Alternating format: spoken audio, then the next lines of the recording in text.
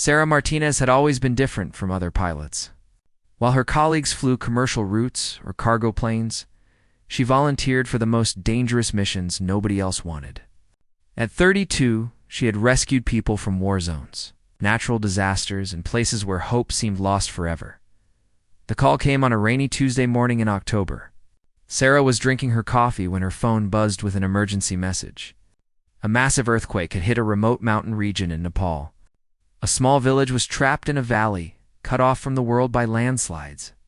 The weather was getting worse, and winter storms were approaching fast. 23 people are stuck down there, her supervisor Mike explained over the phone. Families with children. The ground rescue teams can't reach them. The helicopter pilots all say it's too dangerous. The winds are crazy, visibility is almost zero, and there's only a tiny landing space. Sarah looked out her window at the gray sky. She knew what everyone was thinking. This mission was basically suicide. The mountain winds could slam a helicopter into the rocks without warning. The fog was so thick that pilots couldn't see where they were going. Most experienced pilots had already refused the job, but Sarah couldn't stop thinking about those 23 people. She imagined children crying for help, parents trying to keep their families warm as the temperature dropped. Every hour that passed made their chances of survival smaller. "I'll take it," she said quietly. Mike was silent for a moment. "Sarah, you know what happened to the last pilot who tried something like this in those mountains? We lost him and his entire crew." Sarah had heard the stories. The mountains were like a graveyard for aircraft. The weather changed in minutes. Rescue helicopters had crashed, trying to save people before. But something inside her wouldn't let her say no. "Those people don't have time to wait for perfect conditions," she replied. "If I don't go now, they'll all die anyway." 3 hours later, Sarah was checking her helicopter one final time. Her crew chief, Rodriguez, looked worried as he helped her with the pre-flight inspection. The aircraft was loaded with medical supplies, food, and emergency equipment. "The weather report just came in," Rodriguez said, shaking his head. "It's getting worse up there." "Are you sure about this?" Sarah strapped herself into the pilot's seat and started the engines. The familiar sound of the rotors spinning up calmed her nerves. She had flown in bad weather before, but never anything quite like this. "Radio contact might be difficult once I'm in the mountains," she told the control tower. "If you don't hear from me for a while, don't panic. I'll get those people out." As her helicopter lifted off the ground and headed toward the mountains, Sarah felt the wind trying to push her aircraft around. The sky ahead looked dark and threatening. Storm clouds were building up fast. She could already see lightning in the distance. The GPS showed she had about 2 hours of flying. Time to reach the trapped village. But as she got closer to the mountains, the weather got much worse. Rain started hitting her windscreen so hard she could barely see anything. The wind was throwing her helicopter around like a toy. Sarah had to make a choice. She could turn back now and wait for better weather, knowing those people would probably die. Or she could keep going into what looked like hell itself, with no guarantee she would make it out alive. She pushed the helicopter forward into the storm. Behind her, the world she knew was disappearing into clouds and darkness. Ahead of her was unknown danger, but also 23 people who needed her help. What Sarah didn't know was that this mission would change everything. She would find those people, but what she discovered in that remote valley would haunt her for the rest of her life. The secret she would carry back with her was something no one would believe. Something that would make her question everything she thought she knew about life and death. The storm hit Sarah's helicopter like an angry giant. One moment she was flying straight, the next moment her aircraft was spinning sideways through the air. The wind speeds were incredible, much worse than any weather report had predicted. Rain and hail hammered against the windows so hard she thought they might break. Sarah fought to control the helicopter as it was thrown around the sky. Her instruments were going crazy. The altitude readings kept changing wildly. The GPS signal was cutting in and out. She was flying blind through the worst storm she had ever experienced. "Come on! Hold together," she whispered to her helicopter. Gripping the controls with white knuckles, lightning flashed all around her. So close, she could smell the electricity in the air. Thunder boomed loud enough to hurt her ears even through her headset. The radio was full of static noise. She had completely lost contact with the outside world. For 20 terrifying minutes, Sarah battled the storm. Several times she thought she was going to crash. The helicopter would suddenly drop hundreds of feet, then get caught by an updraft and shoot back up into the sky. Her stomach felt sick from all the violent movements. Then, just as suddenly as it had started, the storm began to clear. Sarah found herself flying through a strange calm area between the storm clouds. Below her, she could see the mountains clearly for the first time. They looked deadly sharp and covered in fresh snow. According to her GPS, she was close to the valley where the people were trapped. But as she flew lower, looking for the village, Sarah saw something that made her heart sink. The entire landscape had changed. The earthquake and landslides had moved tons of rock and dirt. Where the village used to be, there was now a huge pile of rubble and fallen trees. "No, no, no," Sarah said out loud. "They can't all be dead." She flew her helicopter in circles, searching desperately for any sign of life. Then she spotted something that gave her hope. Smoke was rising from behind a large boulder. Someone down there was still alive and had managed to start a fire. Finding a place to land was almost impossible. The valley floor was covered with rocks and debris from the landslides. Finally, Sarah found a small flat area about half a mile from where she had seen the smoke. It was barely big enough for her helicopter. She managed to set it down safely. As soon as she turned off the engines, the silence was overwhelming. After hours of engine noise and storm sounds, the quiet felt strange and scary. Sarah grabbed her emergency medical kit and some food supplies, then started walking toward where she had seen the smoke. The walking was difficult. She had to climb over fallen trees and loose rocks. Her feet kept slipping on the wet ground. The air was thin at this high altitude, and she found herself breathing hard after just a few minutes. When Sarah finally reached the source of the smoke, what she found was both wonderful and heartbreaking. 18 people were huddled together in a small cave behind the boulder. They had survived the earthquake and landslides, but they were in bad shape. Some were injured. All of them were cold, hungry, and scared.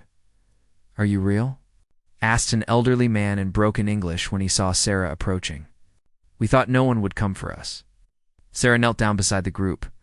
There were men, women, and children, all looking at her with desperate hope in their eyes. She quickly counted them. 18 people. But the reports had said 23 were trapped. "Where are the others?" Sarah asked. "There were supposed to be 23 people here." The elderly man's face became very sad. He pointed toward a pile of rocks and rubble about 50 yards away. "5 of our people are trapped under there. We tried to dig them out, but the rocks are too heavy. We can still hear them sometimes, calling for help." Sarah felt her heart break. 5 people were buried alive, probably running out of air.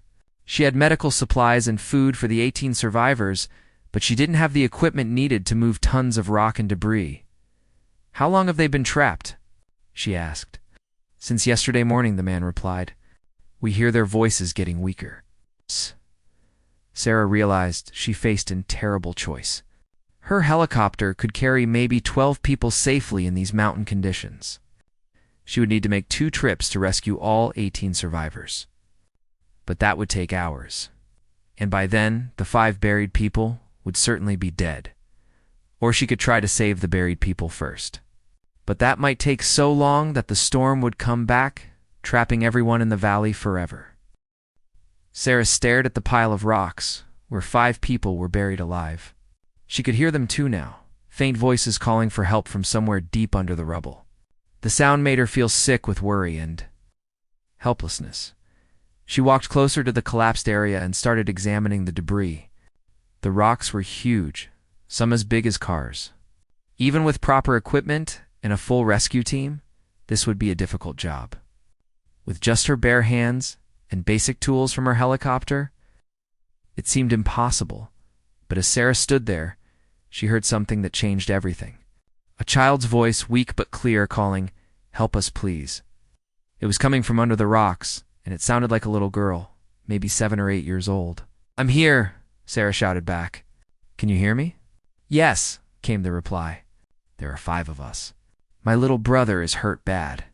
Please hurry." Sarah felt tears in her eyes. She couldn't leave a child to die under those rocks.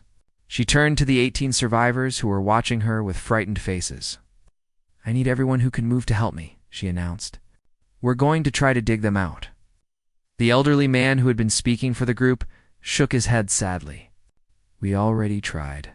The rocks are too heavy. We will all die trying, and then no one will be saved," Baby Sarah replied. "But I can't fly away knowing there's a child under there." For the next 3 hours, Sarah and 12 of the stronger survivors worked desperately to move rocks and debris. They used sticks, their hands, and a small shovel Sarah had brought from her helicopter. It was exhausting work at the high altitude. Several people collapsed from tiredness and had to rest. Progress was terribly slow. For every large rock they managed to move, 2 more seemed to slide down to take its place. Sarah's hands were bleeding from scraping against the sharp stones. Her back ached from bending and lifting heavy debris, but gradually they began to make a tunnel through the rubble. Sarah could hear the trapped voices getting a little louder. The little girl kept talking to her, which helped Sarah know which direction to dig. "What's your name?" Sarah called out during one rest break. "Are we going to die in here?" "No," Sarah said firmly, though she wasn't sure she believed it herself. "I'm going to get you out."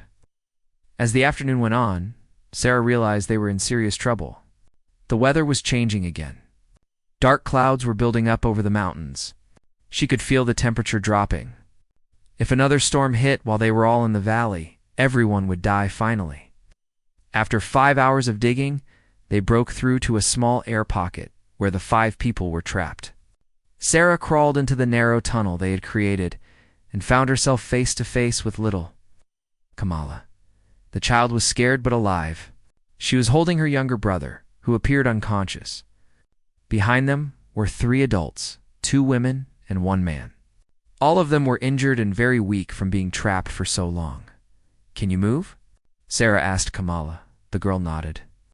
"But my brother can't walk, and Uncle Pemba's leg is broken." Getting the 5 buried people out of their rocky prison took another 2 hours. Sarah had to crawl back and forth through the tunnel, helping each person squeeze through the narrow opening they had created. The unconscious boy was the hardest to rescue because Sarah had to drag his limp body through the tight space. By the time all 5 were free, it was getting dark. Sarah looked up at the sky, and her heart sank. Heavy storm clouds were moving in fast. Lightning was already flashing in the distance. They had maybe an hour before the next storm hit. It would probably be even worse than the first one. Now she had 23 people to rescue. Several of them were badly injured. Her helicopter could only carry about 10 people safely in one trip, especially in bad weather. She would need at least 3 trips to get everyone out, but there wasn't time for 3 trips. The storm would hit long before she could make multiple journeys. Sarah realized she was facing an impossible situation.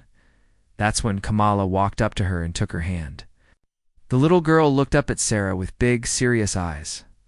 "Thank you for saving us," Kamala said softly. "But there's something else. Something important I need to tell you." Sarah knelt down to the child's level. "What is it, sweetheart?" Kamala glanced around to make sure no one else was listening, then whispered, "While we were trapped under the rocks, something strange happened. My brother died, but then he came back, and he brought a message with him." Sarah stared at little Kamala, not sure she had heard correctly. The wind was picking up, and thunder was rumbling in the distance, but the child's words seemed to echo in her mind. "What do you mean he died and came back?" Sarah asked gently. Kamala glanced over at her younger brother, who was now awake, but still very weak. "When the rocks fell on us, a big stone hit Tenzin on the head. He stopped breathing. His eyes went empty. I held him and cried because I thought he was gone forever." Sarah felt a chill that had nothing to do with the cold mountain air. She looked at the little boy, who seemed normal now, except for being tired and scared. "But then what happened?" Sarah asked. "He was gone for a long time, maybe an hour. Then suddenly he opened his eyes and took a big breath. But he was different," Kamala continued, her voice very quiet. "He told me he had been to a beautiful place with bright lights. He said he met people there who had died before, and they gave him a message. Sarah tried to stay focused on the practical problems they faced.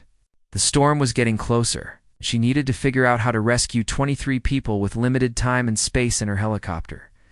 But something about this child's story was compelling. What kind of message? Sarah found herself asking. Before Kamala could answer, the first drops of rain started falling.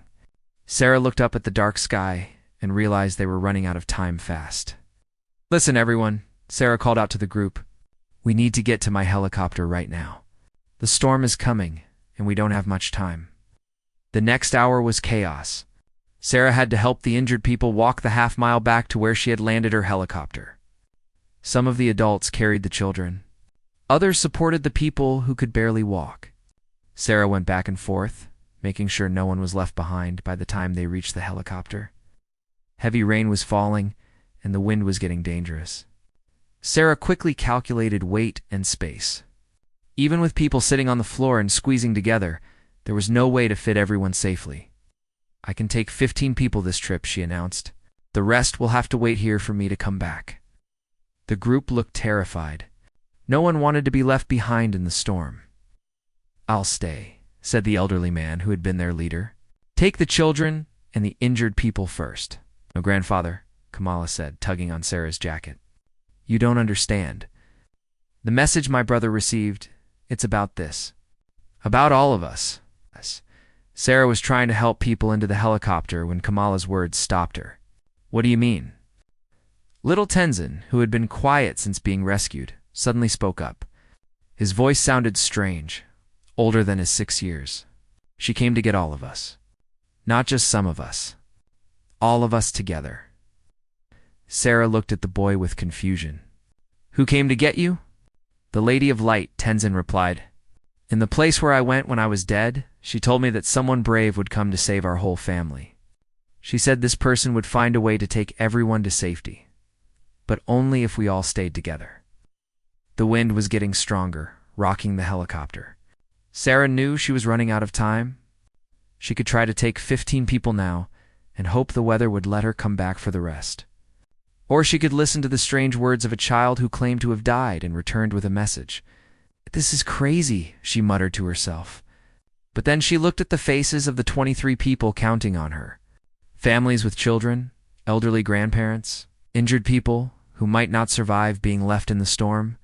Sarah made a decision that went against all her training and common sense. She was going to try to fit everyone in the helicopter at once. "Everyone get in," she shouted over the wind. "We're all going together." "But the weight," protested one of the men. "The helicopter will be too heavy to fly." Sarah was already helping people squeeze into every available space. Adults sat on the floor. Children sat on laps. The injured people lay down where there was room. Everyone was packed together like sardines in a can. When the last person was inside, Sarah looked at her instruments. The helicopter was definitely overloaded. According to all safety guidelines, she shouldn't even try to take off. In good weather it might be possible, but in a storm, it was almost certain suicide. She started the engines anyway. As the rotors began spinning, the overloaded helicopter shook and vibrated more than usual. Sarah could feel that something was different. The aircraft felt heavy and sluggish, but as she pulled up on the controls, something amazing happened. Instead of struggling to lift off the ground, the helicopter rose smoothly into the air. It felt almost like it was being helped upward by invisible hands. Sarah couldn't believe what was happening.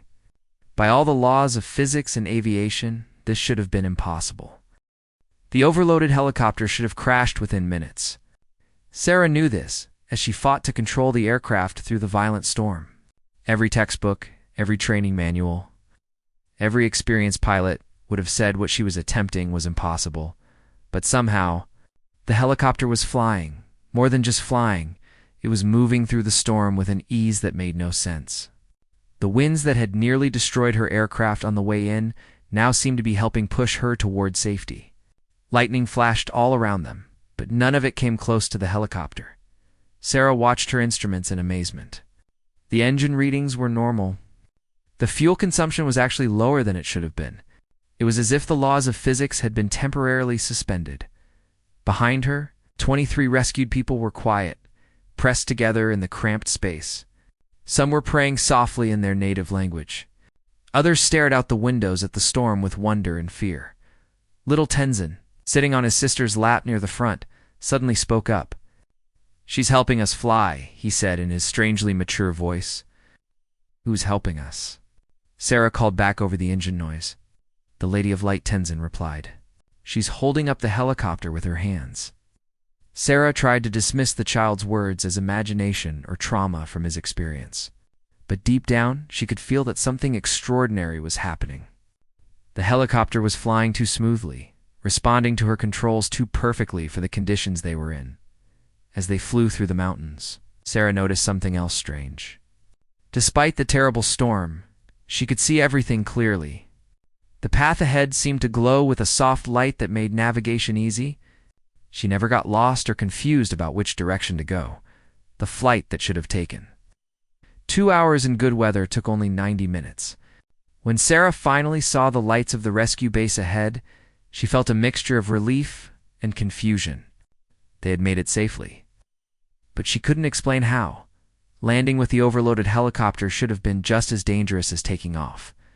But once again, the aircraft settled gently onto the landing pad as if it weighed nothing at all.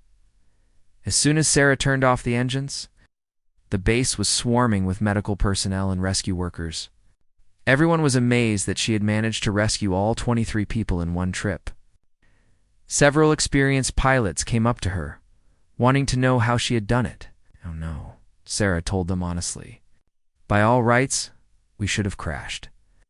While the rescued people were being taken to the medical center for treatment, little Tenzin broke away from his sister and ran back to Sarah. He grabbed her hand and looked up at her with serious eyes. "The Lady of Light wanted me to tell you something." "Important," he whispered. Sarah knelt down to his level. Around them, rescue workers were busy with paperwork and equipment, not paying attention to their conversation. "What did she want you to tell me?" Sarah asked. "She said you have a gift for saving people, but this was special. She said she could only help you this one time because all of us were supposed to live," Tenzin explained. "But she also said that you would carry part of her light with you from now on." "What does that mean?" Sarah asked before Tenzin could answer. His sister Kamala appeared and gently took his hand. "Come on, little brother. The doctors need to check on you."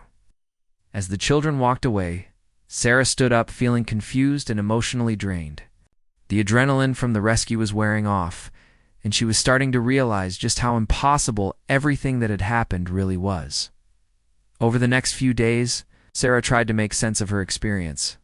She underwent debriefing sessions with her supervisors, trying to explain how she had managed to fly an overloaded helicopter through a deadly storm. She submitted detailed reports about the weather conditions, the weight calculations, and the flight path.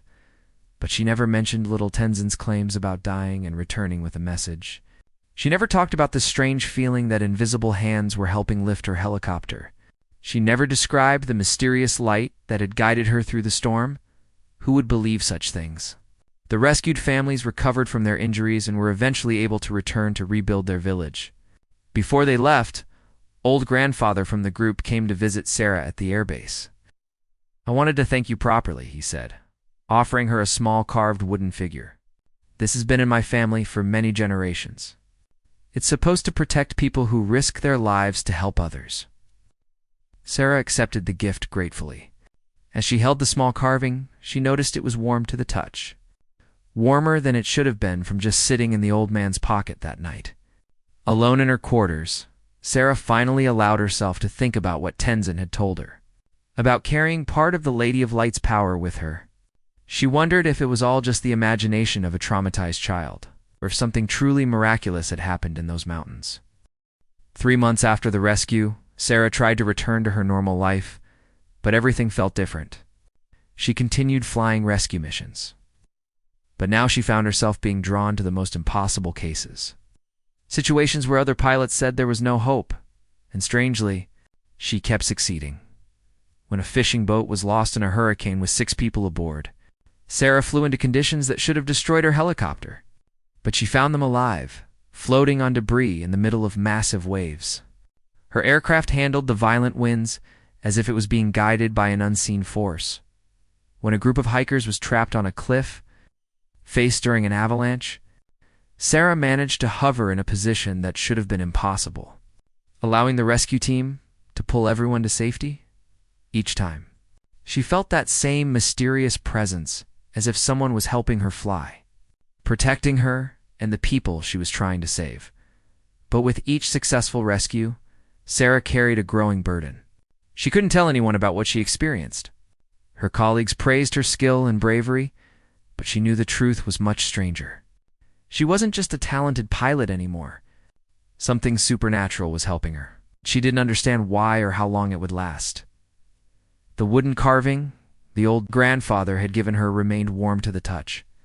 Sometimes at night, she thought she could see it glowing faintly in the darkness. She began carrying it with her on every mission, though she couldn't say exactly why. 6 months after the mountain rescue, Sarah received an unexpected phone call. It was Kamala, the little girl she had rescued. The child was calling from a hospital in the city. This is Sarah.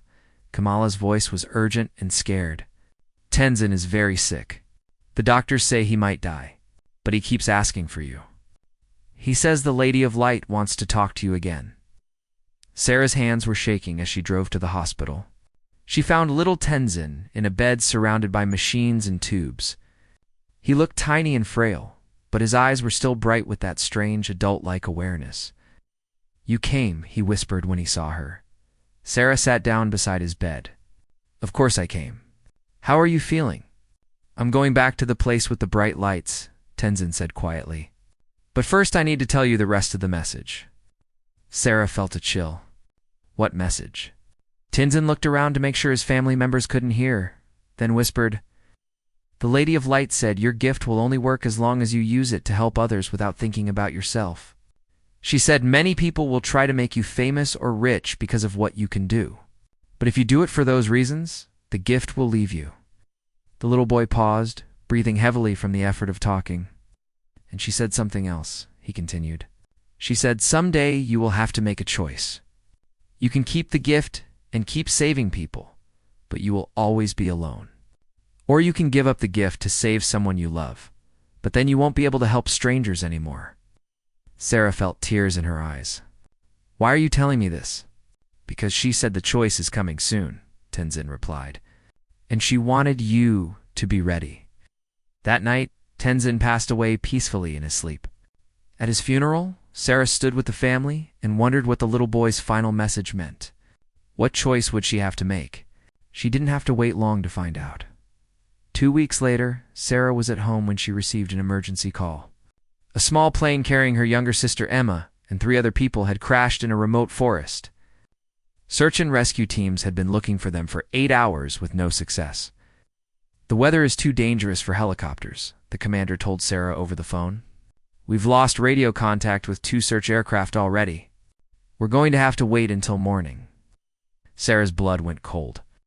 Emma was her only family, the person she loved most in the world. And now she was somewhere out there, possibly dying. While rescue teams said it was too dangerous to continue searching, Sarah grabbed her flight gear and headed to the airbase. As she prepared her helicopter, she realized this was the choice Tenzin had warned her about. She could use her supernatural gift to find Emma, but according to the message, doing so might mean losing the ability to help strangers in the future, or she could wait for safer conditions and hope Emma would survive until morning, keeping her gift intact to save countless other people in years to come. Standing next to her helicopter in the darkness, Sarah made her decision. She would fly into the storm to find her sister, even if it meant losing the mysterious power that had made her extraordinary. But as Sarah lifted off into the dangerous night sky, she discovered that some choices aren't as simple as they seem. And some gifts come with secrets that change everything about what it means to save a life. The haunting secret that Sarah carried alone was about to become something much more complicated. Because what she would find in those dark woods would challenge everything she thought she knew about life, death, and the price of being someone who can fly into hell and bring people back.